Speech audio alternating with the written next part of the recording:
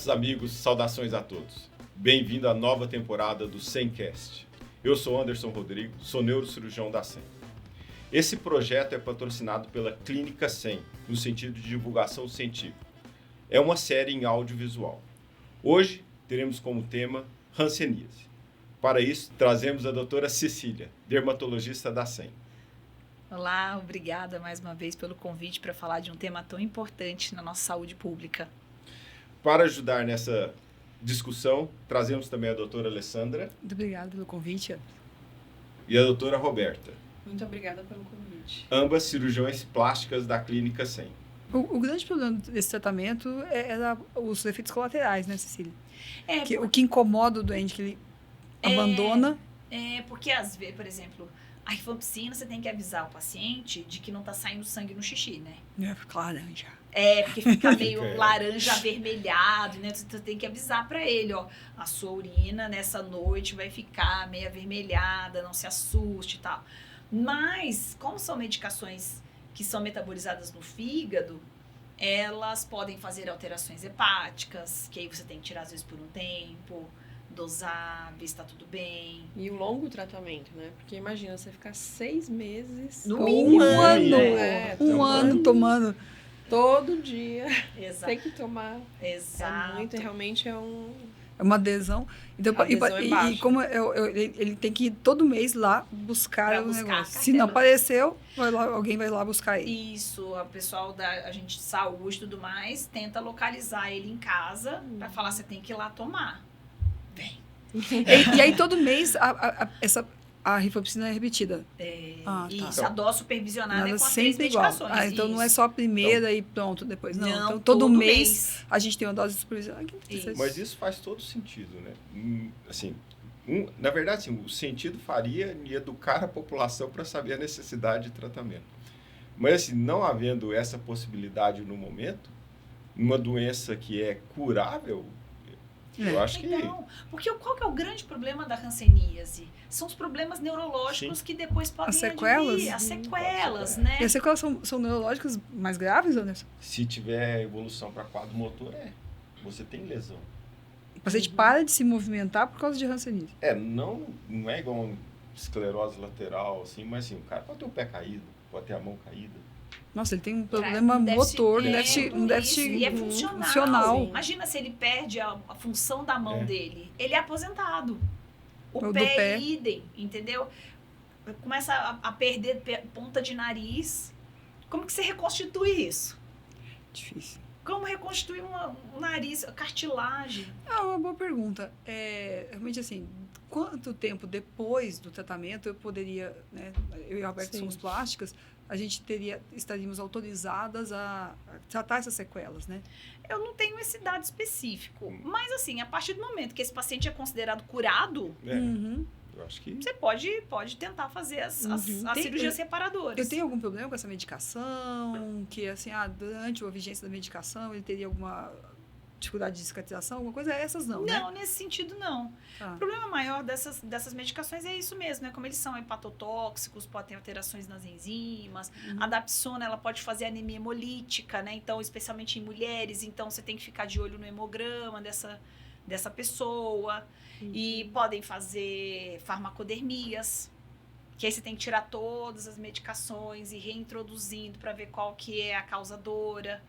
Então, a clofazimina pode escurecer a pele. Já vi algumas pessoas com escurecimento da pele, é permanente, infelizmente. Às vezes dá uma clareadinha, né? Mas assim, é permanente. Então... E, Cecília, e a talidomida? A talidomida... Então, ela tem uma indicação hoje... Eu sei que é possível ser prescrito, né? Sim. Mas em casos muito específicos. Então... É que foi um pedaço aí que nós não comentamos na questão da clínica, né? Porque nós falamos sobre pálcio, sobre multibacilar, aqueles polos, mas os pacientes rancênicos podem ter reações rancênicas, tipo 1, tipo 2. O tipo 1 pode acontecer tanto no pálcio quanto no multibacilar, e as lesões dele ficam assim mais avermelhadas, mais arroxeadas. Então, Cecília, mas assim, o que seriam reações rancênicas? É o paciente que já está com a doença. Isso. Mesmo estando... Não, mas o paciente sem tratamento também pode ter. Tá, é o paciente com a doença que do nada... Porque assim, acontece uma reação inflamatória anticorpo antígeno, assim, específica, pedaços da bactéria. Você vê, mesmo a dermato, mesmo quando tem bicho, Precisa do corticoide. Precisa. Nós vamos chegar nisso. sempre precisa. A gente sempre tem uma Vai reação ter- inflamatória. Isso. A reação Exatamente. inflamatória faz parte. Faz É, parte Dá da uma exatamente. martelada brincadeira, no dedo, tem a reação exatamente. inflamatória. Sim. E aí, pedaços do bicho podem estimular o sistema imunológico. E aí, na reação rancênica do tipo 1, as lesões vão ficando mais avermelhadas, mais arroxeadas, mais infiltradas. E aí você precisa entrar com corticoide em altas doses. E na do tipo 2, ela é mais grave, acontece nos multibacilares apenas. E elas vão, além de infiltrar as lesões e tal, tem reações sistêmicas. Então, um paciente que tem queda do estado geral, tem febre, adenomegalia, neurite, homens podem ter orquite, alterações, inflamação nos olhos. Então, é um quadro mais sistêmico nesse caso. E a talidomida pode entrar funcionando como um imunomodulador. A dificuldade que a gente tem, porque a talidomida hoje, por lei, só pode ser produzida por laboratórios do SUS. E para você conseguir prescrever uma talidomida, tem um receituário específico. E para você conseguir liberação da talidomida, realmente é muito difícil. Mas os pacientes que tomam ficam bem. E é lógico também, você vai entrar com corticoide, o paciente continua tratando, não deve suspender, a não ser em casos muito extremos, mas a gente não suspende o tratamento e continua e adiciona esses. Quando você não consegue a talidomida, uma outra opção também de tratamento é a pentoxifilina, né? Pentoxifilina? Eu acho que vale a pena chamar a atenção, assim, porque talvez as pessoas não lembrem, né? A polêmica da talidomida. Eu mesma não sabia que existia, né? Existe. Porque, com essa importância, né, Cecília? Realmente de uma carta na manga no arsenal terapêutico, mas que tem que ser extremamente bem cuidado. Porque o medo da talidomida com as malformações, com tudo isso. Que eles chamam. Né? Então, acho que isso ainda fica na mente nossa de, nossa, é um problema, um perigo. Né? Então, acho que é só para esse ganchinhozinho. Mas teve uma época em que a talidomida era o tratamento de escolha. Eu acho que... Não peguei essa época. Não, mas foi por isso que... Tenho certeza eu me lembro que não. Sempre teve um antibiótico nessa história. Não, que eles usavam justamente... Que foi quando começou a ter aquela série de crianças que nasciam sem malformadas. Ah, sim. Então, mas até onde eu sei da história da talidomida, aí outro parênteses, né, para audiência. A gente também é cultura, né? Sim. Porque a talidomida, ela era um antiemético. Era para náuseas. Sim. Isso. E aí, naquele começo da gestação, muitas grávidas tomavam. E aí que depois se descobriu que era tudo por conta da talidomida. Mas vem exatamente dessa época. Evita-se, inclusive, de fazer a talidomida em mulheres em idade fértil. Sim. Não é proibido, não é uma contraindicação absoluta, mas essa mulher precisa estar no método contraceptivo muito efetivo se for prescrita a talidomida. Então, por este motivo, evita-se de fazer talidomida em mulheres em idade fértil e aí dá-se preferência por outras coisas. Mas a talidomida ainda é a primeira escolha, porque ela tem uma ação melhor. Né? Nesse caso. Nesse caso, exatamente. Então, é esse o detalhe da história. Tudo isso que a gente conversou, né, tem muito a ver com no sentido de controle pela saúde pública, né? Porque, assim, quer queira, quer não, essas doenças, elas têm um impacto muito negativo, né? Claro. Sim, mas hoje não existe nenhuma área endêmica mesmo que você fale dentro do Brasil de falar assim, olha, a região Nordeste, a região Norte são exatamente, áreas... elas são mais como no Centro-Oeste, aí depois a gente vem para o Sudeste, para o Sul, porque ainda que sejam regiões mais populosas, mas a gente tem mais acesso aos tratamentos, né? Sim. E são duas regiões com poderes aquisitivos um pouco melhores, né? Sim. Mas em termos de número, né, por exemplo, a estatística, né, eles falam, tem, sei lá, perto de 200 mil casos diagnosticados. Parada 200 milhões de habitantes, né? Não tem É que dilui, né, essa estatística, né? Mas, sim, Norte, Nordeste, Centro-Oeste são as Sim. regiões... Mas hoje você não tem uma estratégia específica para você controlar a propagação da doença. Assim, você, óbvio, vai tratar os casos que já foram diagnosticados. Eu acho que isso é o mais importante justamente para evitar essa disseminação, a propagação, mas eu acho que não tem. Existe alguma coisa que seja feita para você evitar a doença, para você evitar a transmissão? Quando você diagnostica, é bom, porque eu estava esquecendo mesmo de falar, quando você examina toda a família que mora com essa pessoa. Você chama a família toda, olha de cima a baixo para ver se tem alguma mancha, alguma lesão, palpa os nervos que são mais comuns de serem espessados. E essa pessoa ganha uma segunda dose de BCG, né? Para esse tratamento, nesse controle. Se você examina e encontra alguém que seja suspeito de ter hanseníase, e aí você faz a investigação, e aí não faz a vacina e faz a medicação. Aí você faz o tratamento especificamente. Mas essa é a intenção de evitar a propagação. Mas você faz, então, uma segunda dose de BCG para pessoas que foram contato antes daquele doente. Que ela não é específica, mas ela pega micobactérias, né? Então, ótimo. Mas sim, é citado na literatura que a transmissão não é tão... É pequena. Mas a pessoa que está no convívio diário, íntimo ali, né? Todo mundo sentado no sofá, assistindo televisão, é um contato muito... Tem relatos de incubação de hanseníase de 20 anos. Nossa. É uma média aí de 5 anos, mas tem relatos de 20 anos de incubação.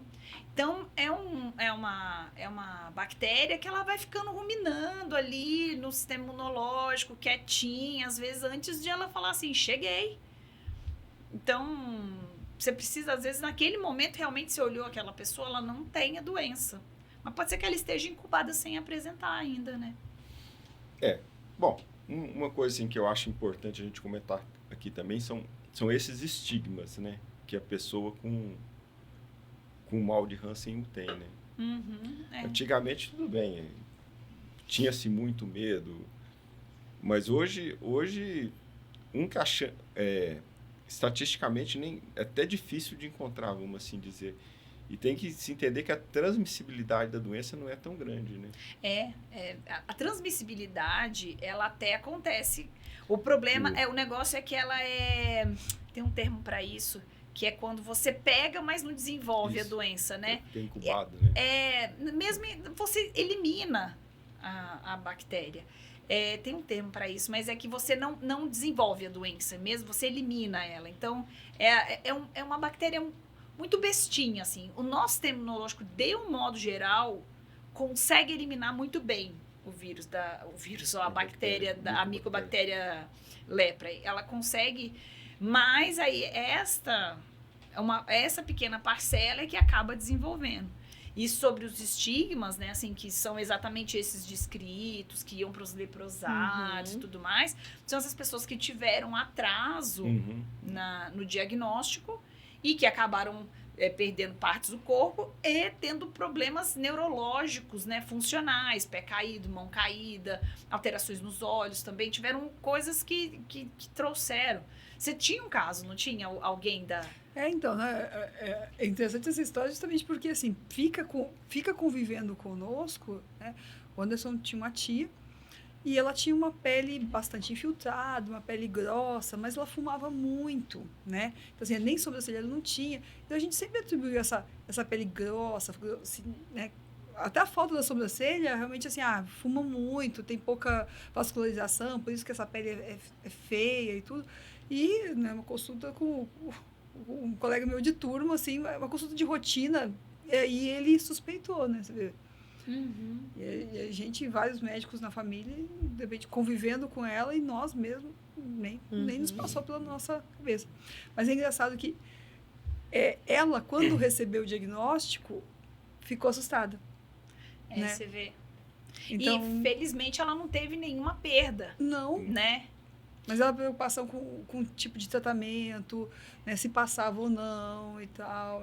Assim, a gente, é engraçado que o estigma existe hoje, talvez não pelas perdas dos membros e tudo, que a gente hoje não me lembro nem de ter visto, a gente nunca Hoje em dia reconstruiu não tem. ninguém. Eu acho que a forma vitoriana é muito. Acho que é raríssimo Só que você ver hoje em dia. Você conviveu com a pessoa 20 mil anos, né? Aí ela fez o diagnóstico, você já fica, agora eu vou pegar. Você ficou 20 anos com ela. Exato. Mas se você conviveu, você obrigatoriamente é convocado pela unidade para ser examinada. Eu, particularmente, só tive um doente com o diagnóstico, mas me foi encaminhado devido às alterações neurológicas, né? Tinha parestesia. Sim, mas, já assim, estava ruim, né? Já estava não tinha evoluído. muito o que ser feito, né? Do ponto de vista... Ela, na verdade, ela foi encaminhada... Não volta, Anderson? Não. O tratamento não melhora. Então, assim, você tem uma lesão, né? Então não é uma reação inflamatória, já é uma lesão, uma perda de... Esse doente tinha dor crônica. Tá. Então, foi encaminhado para tratar dor crônica. Entendi. Tá. Aí foi mas já tinha as outras coisas também. Tinha alteração de sensibilidade. E não estava tratando hanseníase? Já estava tratando. Já estava em tratamento. Tá. Entendi. Nesse caso, por exemplo, a gente não tem como tratar a sequela. Mas, por exemplo, os casos da pele... Tem como tratar, por exemplo, essa pele grossa. Isso melhora com o tratamento. Isso melhora com o tratamento. Porque esse infiltrado é de bactéria que está ali, né, junto com o processo inflamatório. Então, essa infiltração melhora. Nem sempre se recupera a sobrancelha. Porque como ele faz infiltração nos anexos, então nem sempre você pode recuperar a sobrancelha. Mas... A qualidade da pele melhora. Isso melhora. Tem várias pessoas, assim, você vai pegando... Nos manuais e tudo mais, né, você vê o quanto tem uma boa evolução. Então, assim, de um modo geral, isso melhora. O problema são essas questões neurológicas. Neurológica não tem o que fazer, né? E perda de cartilagem. Isso não tem o que fazer. Eu acho que vocês nunca operaram alguém com... Não, mas agora que você está falando desse negócio da sobrancelha, me chama a atenção, porque, claro, agora a gente fica com sobrancelha na cabeça, mas... e como é que fica essa pele embaixo? Um transplante de sobrancelha ali seria viável? Eu acredito que voltaria, eu poderia tentar. Pode. Porque, assim... Fazer bem, mal não faz. Hoje com os cabelo avanços... já não tem. Porque, assim, é um infiltrado, né, inflamatório ali que não faz uma fibrose, né? Então, eu não... Talvez, acho que poderia tentar. Respondesse bem. Eu acho que sim.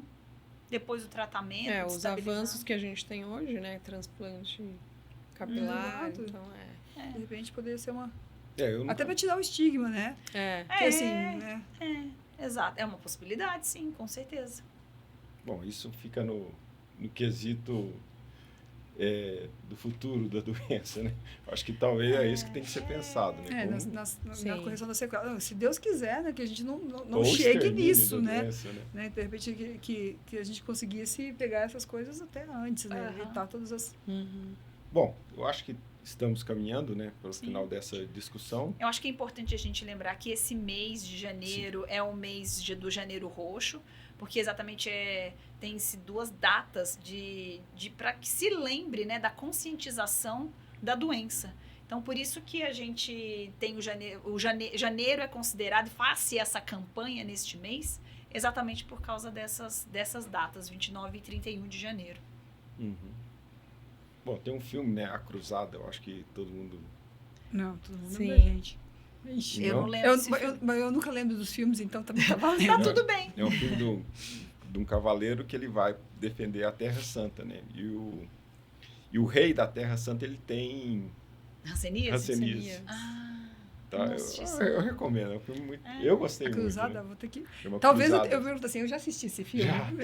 Fica de É bom que eu posso assistir de novo, que eu vou curtir do mesmo jeito. Só que eles colocam assim, colocam como se fosse mais feridas com secreção, não sei o quê. E pegar nessas feridas não transmite. Então. Nossa. Antigamente o pessoal enrolava em faixas e tal, lençóis para a pessoa não... Nem transmite. É isso. Bom, mas fica aí essa dica, vai estar inclusive na legenda do vídeo. Ok, justamente. Deixamos aí a nossa indicação de vídeo da semana. Agora já vamos fazer a nossa lista de filmes. Exato. Lista de filmes da Sencast. Cruzado, é um excelente filme. Bom, quer fazer as considerações finais, Cecília? Eu acho que é isso, né? Como eu tinha mencionado, a importância da conscientização sobre a doença, sobre surgimento de lesões, com essas perdas térmicas, essas perdas de sensibilidade, na verdade, principalmente a térmica, para que as pessoas estejam atentas com as pessoas com quem você convive, porque é uma doença que tem tratamento, um tratamento aí que é prolongado, mas que chega ao seu fim, e que é uma doença de saúde pública que a gente precisa tentar controlar, né? Uma doença antiga que a gente precisa tentar controlar. Então, acho que é importante as pessoas se conscientizarem sobre essa doença e perderem os preconceitos acerca dela. Sim, Doutora Roberta? Então, isso que é o mais importante. Eu acho que em relação aos preconceitos, né, aos estigmas, e apesar de a gente hoje a gente não vê essas formas graves, mas você, como a Cecília falou, tratar na forma inicial, você fazer esse rastreamento das lesões para tentar tratar desde o início, eu acho que é o mais importante mesmo. Doutora Alessandra? Eu acho que eu primeiro agradecer, né, Cecília, que eu brinco que é sempre um aprendizado. Sim. E eu acho que a gente sempre reforçar a importância da multidisciplinaridade, né? De você, de repente, estarmos fortalecidos sempre em grupo, né? Porque não tem como saber de tudo. E eu acho que para o paciente tem que ficar muito claro essa confiança no médico, essa relação de confiança. Porque, como a Cecília falou, não é, às vezes, um diagnóstico super fácil. Então, às vezes, o tratar não funcionar e isso gerar um alerta para aquele médico de que, poxa, alguma coisa está diferente. E aí ele começar a investigar as outras coisas, porque a hanseníase realmente ela não será a primeira opção, né? Que eu acho que é muito importante que o doente tenha esse vínculo, essa confiança. Porque hoje a gente está meio imediatista, né? Ai, fui no médico, não tratou, fui no outro. Aí eu já fui no outro, já fui no pronto-socorro, já fui não sei aonde. Falei, você tem que ter um médico de confiança, uma relação de confiança com ele, porque o seu médico vai ter que, às vezes, testou, não funcionou, peraí, o que tem de diferente e tal. Eu acho que isso é extremamente importante, né, para a educação. Sem dúvida, sem dúvida. Bom, queria agradecer a presença das senhoras. Muito obrigada. Queria agradecer à nossa audiência. Muito obrigado a todos e até o nosso próximo episódio do Semcast.